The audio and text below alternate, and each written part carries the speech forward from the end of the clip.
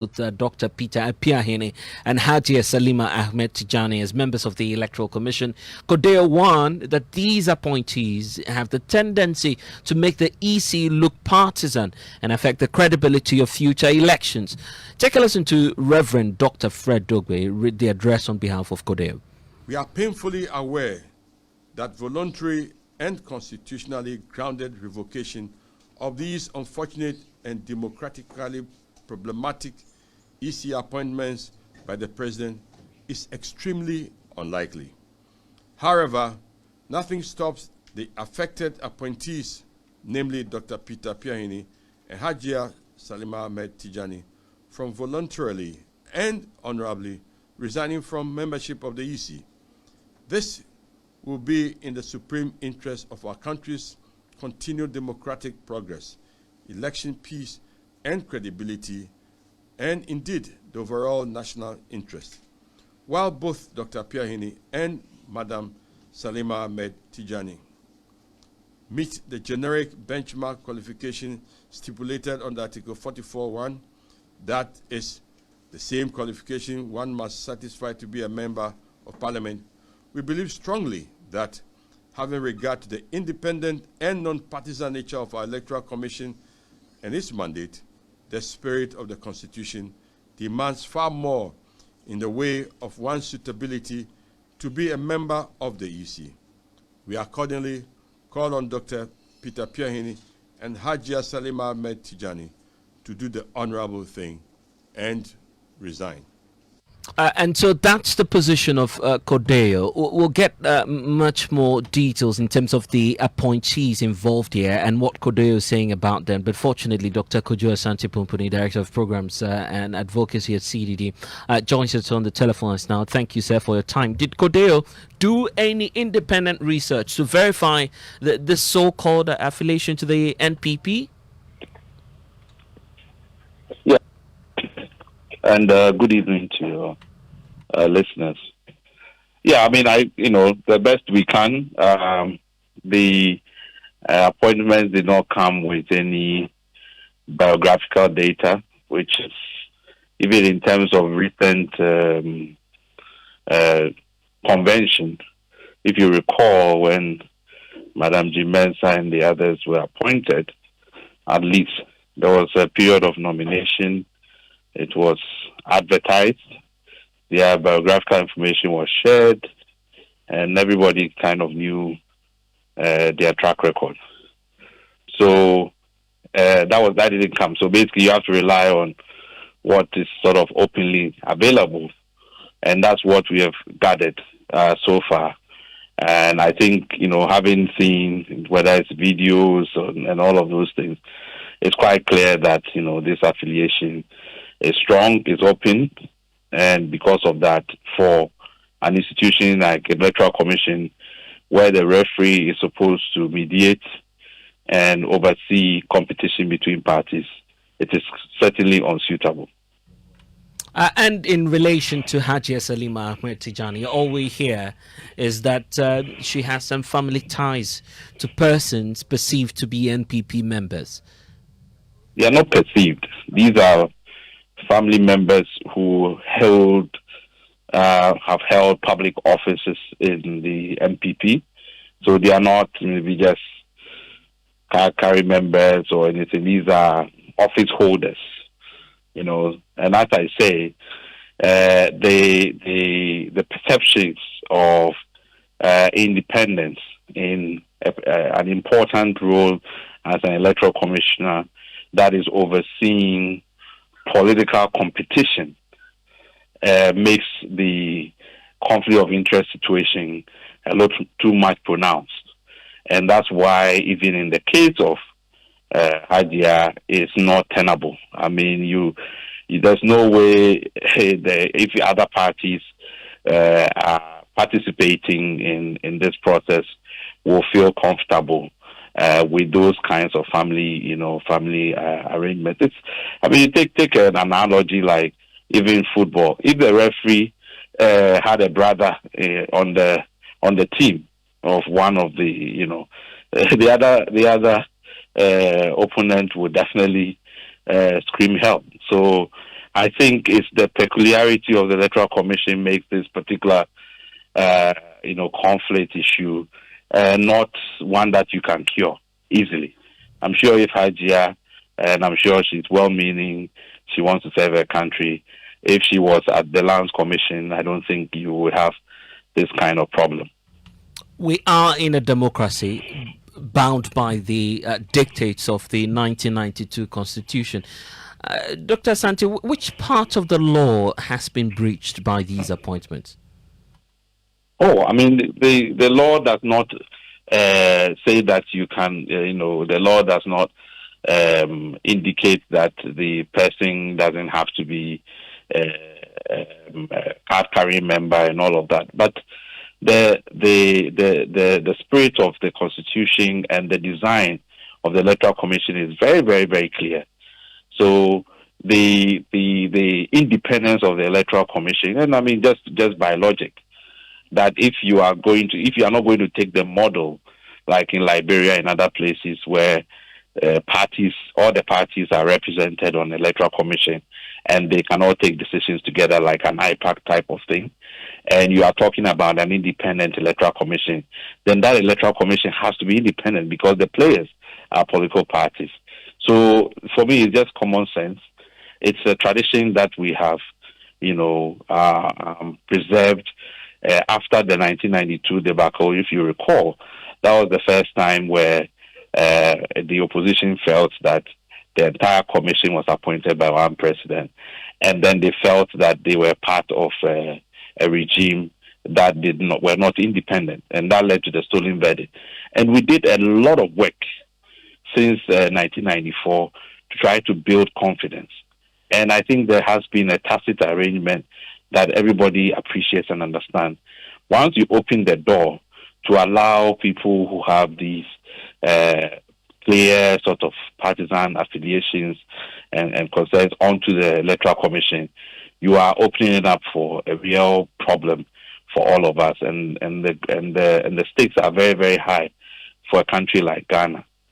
So I don't think that, for us, the minimum requirement there, it doesn't state that, but everybody appreciates and understands that this is an independent Electoral Commission. It's the only case where the Constitution says the appointment has to be on the advice of the Council of State. If it was not that crucial, the framers of the Constitution will not put it in that case. And I get that. I appreciate that point. But as part of the solutions, you are asking that these individuals themselves should just resign. What happens if they do not heed your calls by, of course, taking that bold step and telling the president, well, based on the concerns you've raised, will no longer be at the EC? No, so for us, because technically also becomes a problem. The non-executive commissioners, unlike the executive commissioners whose conditions of service and tenure are the same as judges of the Superior Court of Justice, the non-executive ones don't necessarily have those strictures.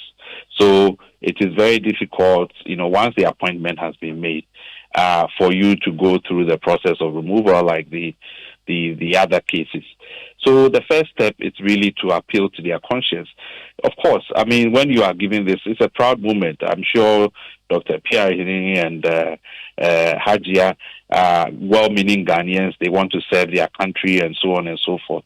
But it is just that, particularly on the Electoral Commission, giving their very clear associations, very deep associations, and known associations with the MPP, it is not one that they should put themselves in that place. I think they should recognize the broader implications for the stability of our country, electoral integrity, and so on.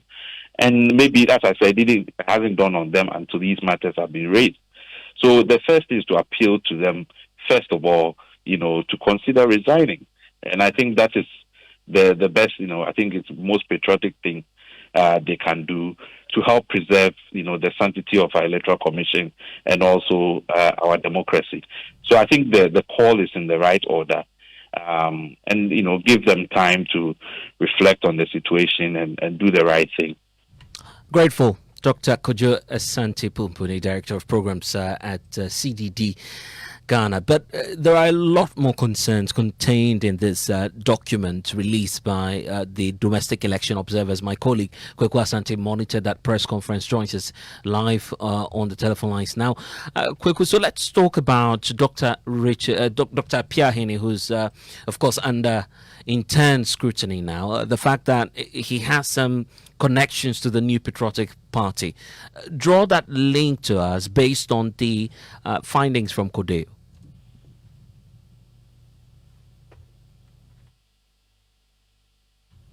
Kweku Asante, are you with us? It appears we're having some challenges there. But Kweku Asante, if you can hear me one more time. I was just talking about the CODEO document, what they've released, and the evidence they claim to have gathered on some of the individuals, including Dr. Piahini and Hajia Salim as well. These are two individuals who they say have some connections with the New Patriotic Party. Let's start off with Dr. Piahini. What do we know about the evidence CODEO is pointing to? Indeed, let's say in what will be termed as some fact-written research that CODEO and its partners have done into these two persons. They start off with Dr. Piahini, and they do a research that traces him back to the University of Energy and Natural Resources, where he served allegedly as TESCON patron, and TESCON is the NPP youth wing on our various university campuses. That is the first link they draw. They also draw a link, a parallel, where he was being considered as regional minister for the Bono region. And the persons who were sponsoring him, who were pushing him, had concerns that he had really served the political party, the NPP in the region, and must therefore be rewarded with that office. And then finally, the connection they make with him to the NPP is his personal appearance on a radio station where he admits that he is an NPP. In the case of Hajia Salima, they say that she has deep ties within the NPP. The father was a vice chairman in the NPP. The mother was also a vice chair in the northern region of the NPP. And the sister is the current Matlock CEO, deputy CEO, who's also vying for the NDC. So, as part of the solution, what we know is that these individuals would have to resign if we're to go by the recommendation from CODEO. But beyond that, are they making any other suggestion? Indeed, they are very concerned about the Electoral Commission and the public trust in the body. They rely on Afrobarometer recent survey, which said that public confidence and trust in the Electoral Commission is at an all-time low. Indeed, only 10% of the Ghanaians who were surveyed by Afrobarometer really feel that the Electoral Commission is on the right path. And so they are saying that if these persons continue to stay in office, then we are simply eroding any public trust in the Commission. How about the fears that this may equally affect the 2024 general elections? Indeed, they are not so categorical in terms of why or how exactly they feel like these two persons can affect the credibility of the election. But we know that the next two big things that the Electoral Commission has to do is to first organize district level elections this year. Then the next is 2024, where we elect the president and members of parliament. And if these persons are to continue in the office, the Electoral Commission is going to make rules, regulations that is going to guide the conduct of elections. And these persons are said to be deeply affiliated, neck deep in their affiliation with the ruling NPP. Then the NDC is always going to cry foul if these persons are supposed to make rules that will govern the game they are going to play with the NPP. And that is where they are concerned sometimes. Grateful, Kweku Asante, who monitored that press briefing for us. Let's hear from the New Patriotic Party itself, the party that's been accused now of having some of its members serve on that electoral management body. Richard Ahiangba is Communications Director for the governing party. Mr. Ahiangba, thank you for your time here on Top Story. Your initial reaction coming through from CODEO, they're asking these individuals that the president has just appointed, 2 out of 3, to resign. Your take? I've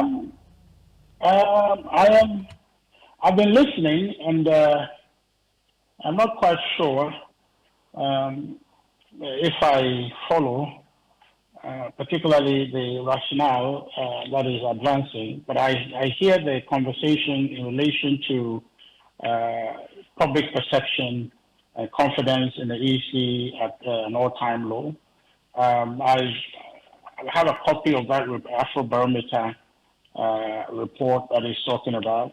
But it's also, that report also demonstrates that mostly Ghanaians, it's a partisan, more or less, it's a winner bias type of confidence people have in the EC. So if, for example, if your party is in government and your party wins and the EC say your party wins, then people support the government. So the public perception in the EC is driven by partisan interest and partisan support. So I'm not sure this report, I'll have to find out exactly what he's talking. I think I heard him say 10%.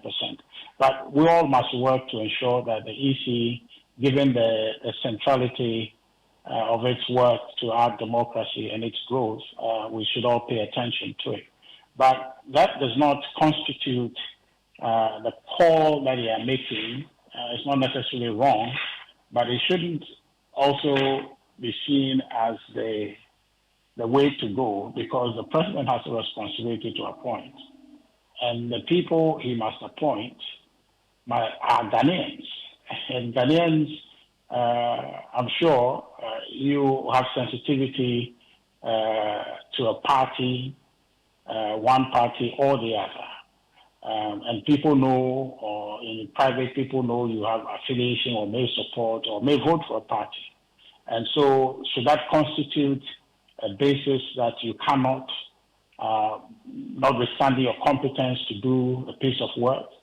At the EC, they are not Nigerians who are there, they are Ghanaians. And all Ghanaians, as I'm saying, have affinity or sensitivity for one particular party or the other. So I don't think that any perceived interest of these individuals to any political party should preclude them necessarily. And mind you, that the appointments that the presidents make is not in isolation. He needs, or he makes that appointment in consultation with the Council of State. In other words, there's an input that is made into the consideration of those individuals by the president from the Council of State before they come. And we know Council of States is a body of statesmen who would give serious thoughts to some of these things. And so if they have vetted a situation like this, and the president has gone ahead, presented, and then they've been sworn in, I think that the consensus on CODEO is good, but then it shouldn't create the impression that unless that is done, these individuals are going there to do any particular person's bidding. Imagine, for example, even assuming that they are NPP people, for example, what would they do necessarily? Their work is public. The work that they have done or they will be doing, we all will scrutinize. And remember, the electoral system we have built for ourselves is rigorous enough that standing on its own, nobody will be able to more or less abuse the processes that have been defined. Okay. I need to ask you a few questions before we wrap up. Sorry? Yes, I need to ask you a few questions before we wrap up. Are you able to tell the status of Dr. Apiahene as to whether or not this individual is a patron, first of all, of the tertiary wing of your party, and if indeed he remains a member of the NPP? I don't know if Mr. Apiahene is a card-bearing member of the New Patriotic Party. I don't know. I don't know that. And my point there is to say that if he is an NPP person, is it the case that it means that the processes that we have built together that have stand the test of time on their own will then be changed because he may have some sensitivity to the NPP? I don't think so.